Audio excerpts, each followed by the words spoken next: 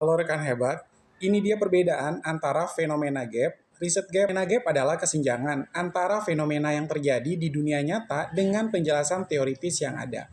Ini berarti terdapat suatu fenomena menarik yang belum dapat dijelaskan secara memadai oleh teori-teori yang ada saat ini. Contoh fenomena gap.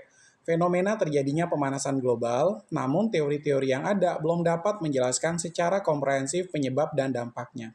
Fenomena maraknya penggunaan medsos di kalangan remaja.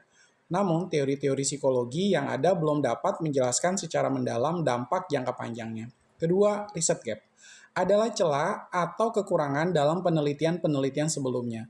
Dapat diisi dengan penelitian baru.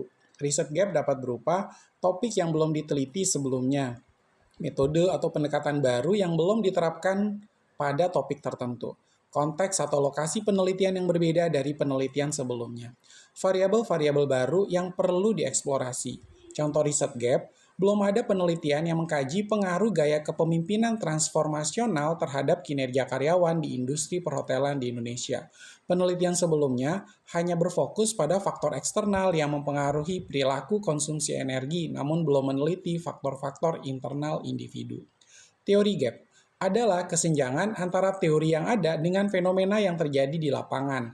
Ini berarti teori-teori yang ada belum dapat menjelaskan secara memadai fenomena yang terjadi di dunia nyata.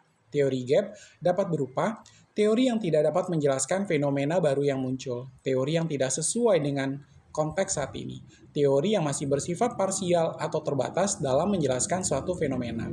Contoh dari teori gap, teori motivasi kerja Maslow belum dapat menjelaskan secara komprehensif motivasi kerja generasi milenial yang berbeda dengan generasi sebelumnya.